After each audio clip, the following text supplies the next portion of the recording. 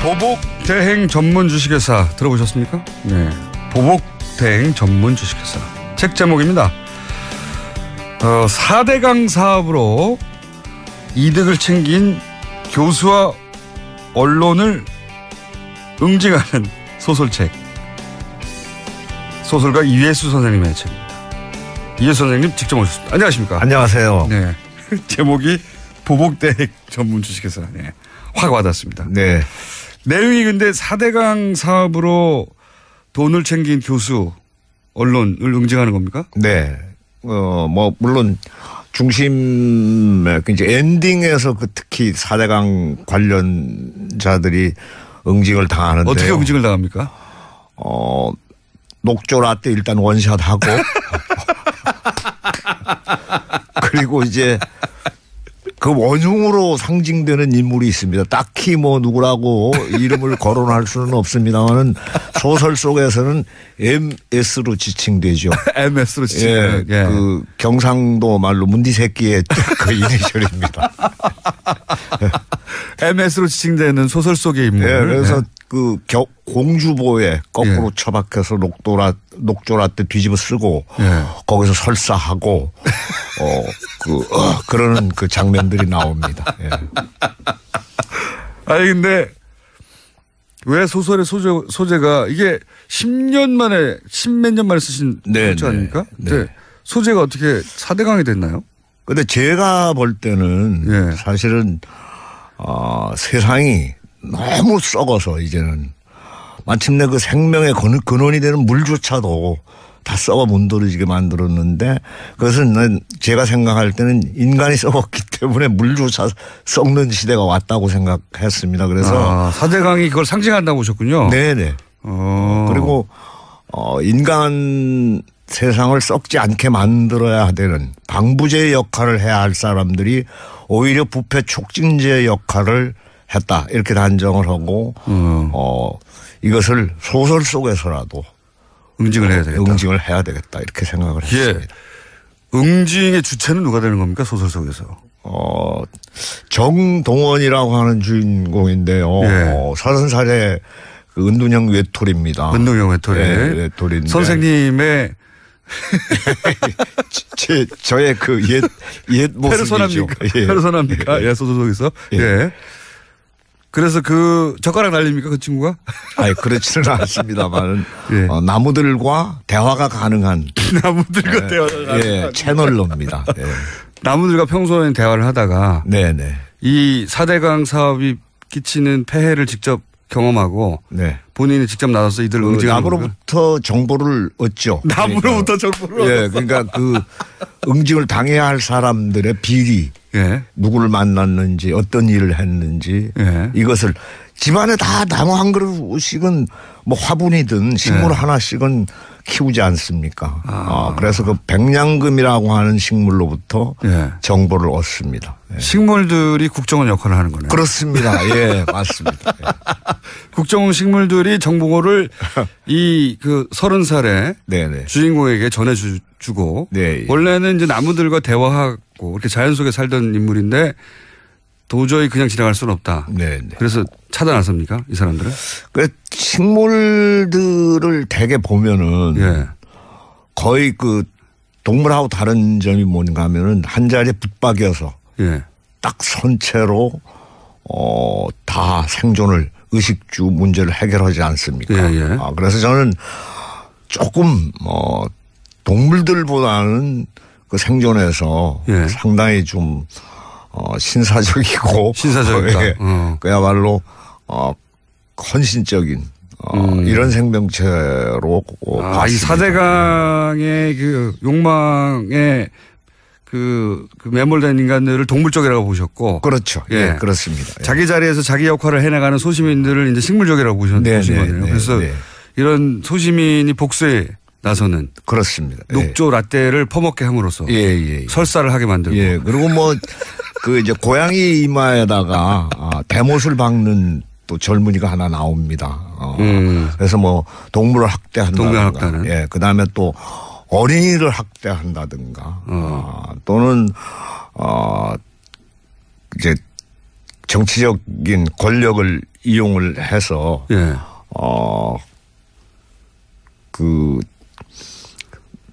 부당하게 이득을 취한다든가 예. 사람을 괴롭히는 이런 이제 정치가들도 응징을 당합니다. 국회의원들이 때문에 네. 그 소설 속에서는 풍자 소설이라 말하자면 그 제가 생각할 때 우리 문학의 장점은 고전부터 현대에 이르기까지 깊은 해학과 철학이 담겨 있죠.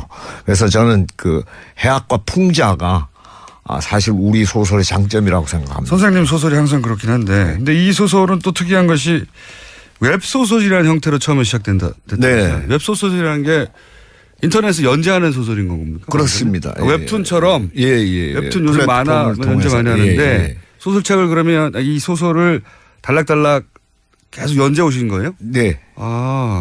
이거 몇 년간 연재하신 겁니까 이게? 몇 달 되지 않았습니다. 그러니까 그 웹소설은 거의 그 일주일에 5번 정도를 쉬지 않고 연재해야 되기 때문에 매일매일 하시는군요. 예, 그래서 상당히 빠른 기간 내에 작품도 제가 이제 제작을 했고요. 이런 형식을 취하신 이유가 뭔가요? 이제는 소설도 혁명이 필요한 시대가 왔다고 생각을 합니다. 책도. 그러니까 너무나 많은 재미있고 그리고 독자를 서점으로부터 뺏어가는 이런 매체들이 만연해 있기 때문에. 팟캐스트 같은. 예, 그래서 맞습니다. 예, 그 열등감 굉장히 느꼈어요. 저는 사실 팟캐스트 이런 거 보면은 막 조회수 엄청나게 올라가지 않습니까? 근데 사실은 책은 안 팔리는 시대가 왔습니다.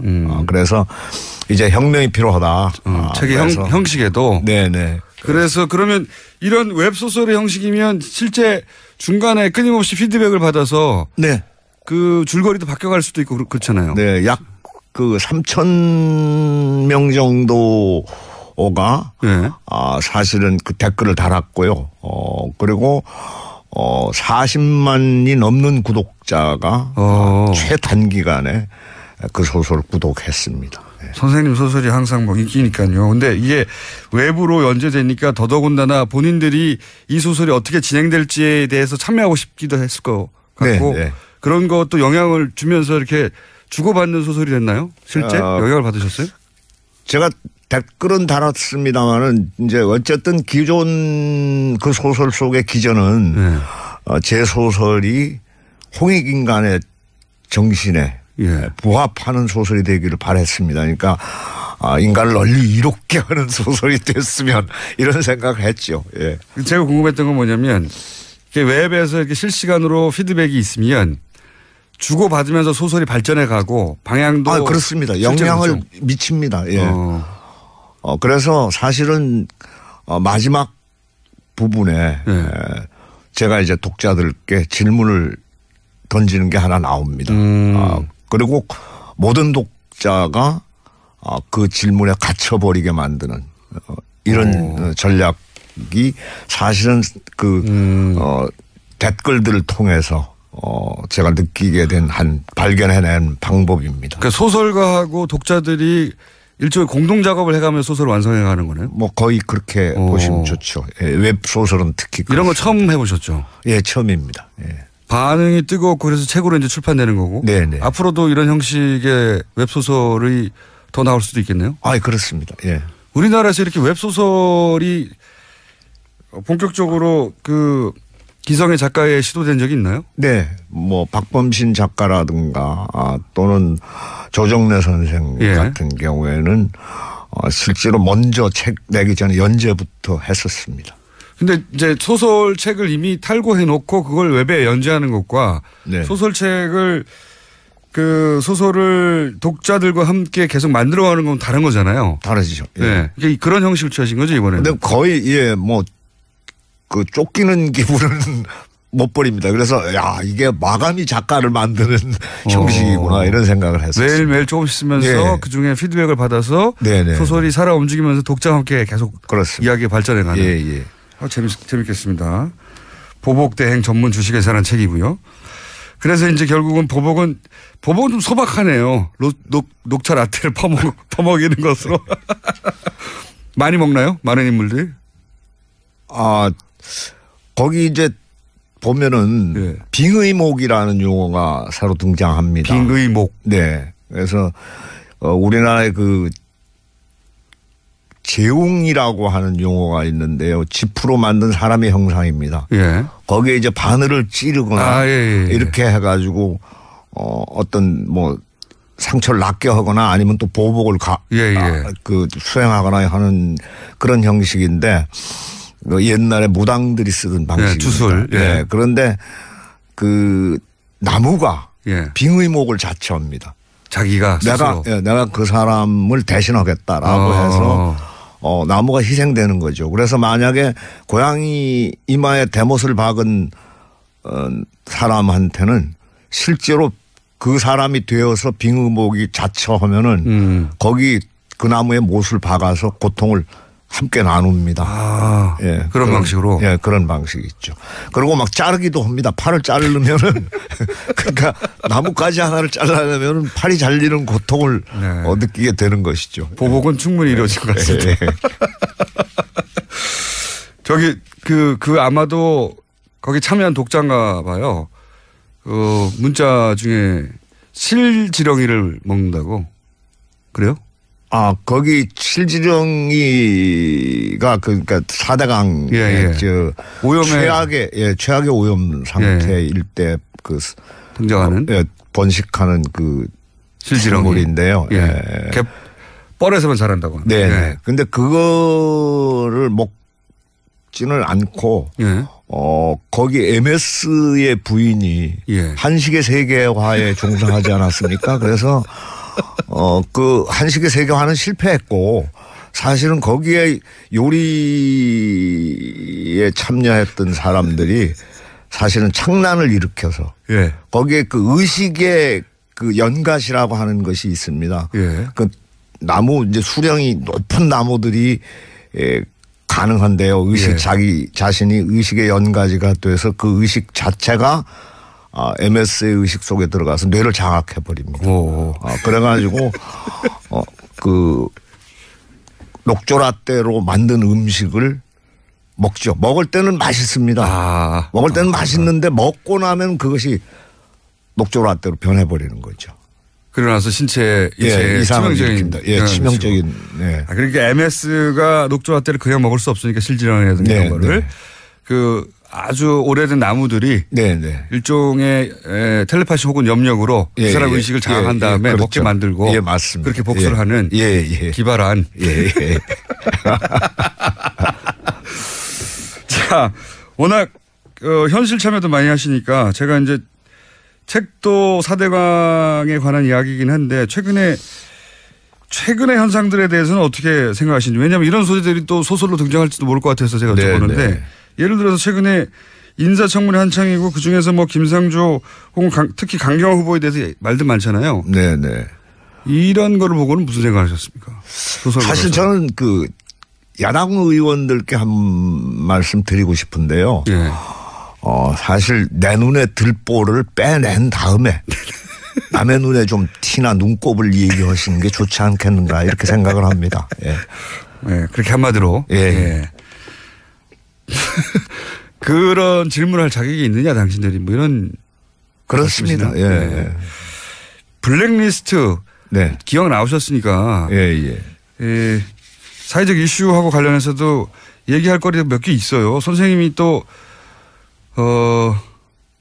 블랙리스트에 올랐을 것만 같은 인물인데 블랙리스트에 올리지 않으셨어요. 굉장히 불쾌했었어요.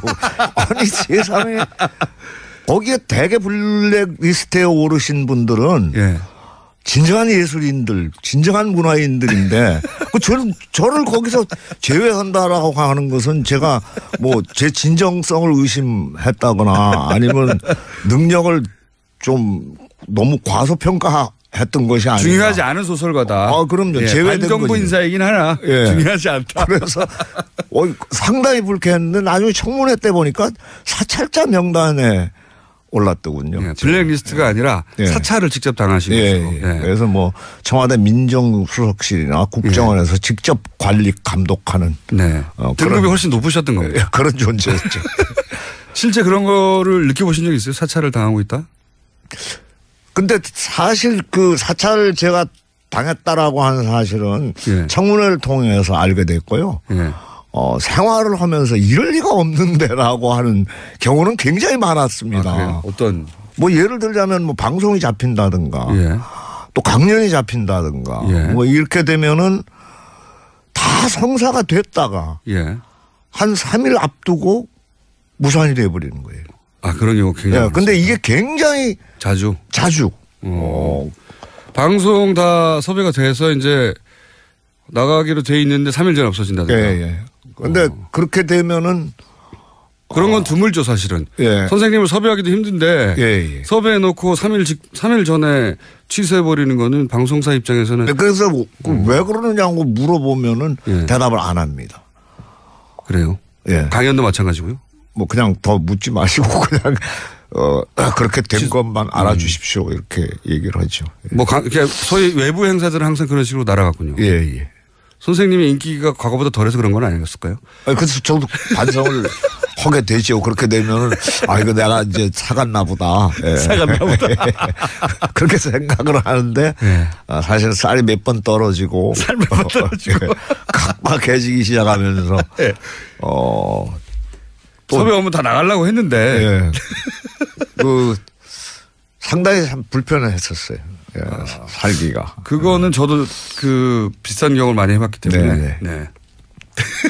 사찰의 결과인지는 모르겠으나 섭외가 됐다가 날아가거나 네. 그런 경우 많죠. 네. 저도 뉴스공장 전에 특히 사실은 관에서 하는 일들은 일체 그렇죠.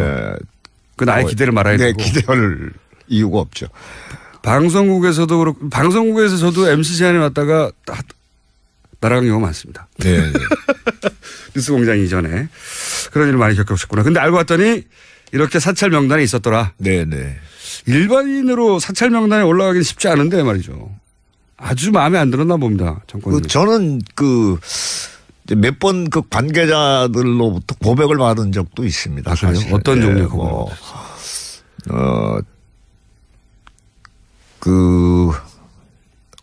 어떤 식사 자리에서 예. 이제 상당한 사회적 지위를 가진 예. 간부로부터 사실은 예. 이명박 정부 때 얘기인데 예. 제가 관심사병들 교육을 계속 했었어요. 예. 제가 사는 화천 지역에는 3개 사단이 주둔하고 있습니다. 그런데 이 관심사병이 하나 생기면은 정말 많은 사람들이 불편할 뿐만 아니라 지역 경제에도 지대한 영향을 미칩니다. 예. 그래서 외출 외박이 금지되어 버리니까요. 예. 그래서 저는 특히 또 관심사병들의 관심과 애정 가지고 이제 교육을 쭉 해왔었는데 저한테 교육받은 사병들은 단 한 건의 사고도 3년 동안 없었어요. 예. 그래서 상당히 성과가 좋았었는데 갑자기. 어느 순간부터 안 보내는 거예요. 근데 그 이유가 나중에 듣고 보니? 예, 나중에 이제 박근혜 정권으로 넘어간 다음에 예. 간부들하고 식사 자리에서 얘기를 들었는데 청와대에서 통보가 내려왔다. 청와대에서? 예. 그렇게. 예. 블랙리스트에 올라가는 사람들은 이제 일반적으로 관리해야 된다고 생각했던 사람들의 수준이고 선생님은 특별히 청와대에서 직접 관리를 했군요. 예. 고생 많으셨죠. 라디오 하나 제가 하고 있던 게 있거든요. 이예수의 언중육해라고 그래서 사실은 MB 정부를 맹렬하게 이제 질책하는 이런 라디오에서만 그러셨나요? 내용이었는데 어쨌든 다 해체되어 버렸습니다. 그렇게 이제 쌀독에 쌀이 떨어지고 고생하시다가 이제 12년 만에 낸 책이 보복대행 전문 주식회사입니다. 이제 곧 나옵니까? 아니면 나와 있습니까? 나왔습니다. 네. 나왔습니다. 서점에 찾아보시고요. 오늘은 여기까지밖에 시간이 없는데 저희가 앞으로 자주 모셔야 될 것 같아요. 그죠? 예, 그래 주시면 좋죠. 지금까지 소설가 이회수 선생님이었습니다. 오늘 말씀 감사합니다. 네, 감사합니다. 자주 모시겠습니다. 김어준이었습니다. 내일 뵙겠습니다. 안녕. 상당히 좀 신사적이고. 신사적이다. 예, 그야말로 헌신적인 이런 생명체로. 이 4대강의 그 욕망에 그 매몰된 인간들을 동물적이라고 보셨고. 그렇죠. 예, 그렇습니다. 자기 자리에서 자기 역할을 해나가는 소시민들을 이제 식물적이라고 보신 거네요. 그래서 이런 소시민이 복수에 나서는. 그렇습니다. 녹조 라떼를 퍼먹게 함으로써. 설사를 하게 만들고. 그리고 뭐 그 이제 고양이 이마에다가 대못을 박는 또 젊은이가 하나 나옵니다. 그래서 뭐 동물을 학대한다든가. 그 다음에 또 어린이를 학대한다든가. 또는 이제 정치적인 권력을 이용을 해서 그 부당하게 이득을 취한다든가 사람을 괴롭히는 이런 이제 정치가들도 응징을 당합니다. 국회의원들이 때문에. 그 소설 속에서는 풍자 소설이라고 말하자면 그 제가 생각할 때 우리 문학의 장점은 고전부터 현대에 이르기까지 깊은 해학과 철학이 담겨 있죠. 그래서 저는 그 해학과 풍자가 사실 우리 소설의 장점이라고 생각합니다. 선생님 소설이 항상 그렇긴 한데 근데 이 소설은 또 특이한 것이 웹소설이라는 형태로 처음에 시작된다. 웹소설이라는 게 인터넷에 연재하는 소설인 겁니까? 그렇습니다. 웹툰처럼. 웹툰 요즘 만화 연재 많이 하는데 소설책을 그러면 이 소설을 달락달락 계속 연재 오신 거예요? 네. 이거 몇 년간 연재하신 겁니까 이게? 몇 달 되지 않았습니다. 그러니까 그 웹소설은 거의 그 일주일에 5번 정도를 쉬지 않고 연재해야 되기 때문에 매일매일 하시는군요. 그래서 상당히 빠른 기간 내에 작품도 제가 이제 제작을 했고요. 이런 형식을 취하신 이유가 뭔가요? 이제는 소설도 혁명이 필요한 시대가 왔다고 생각을 합니다.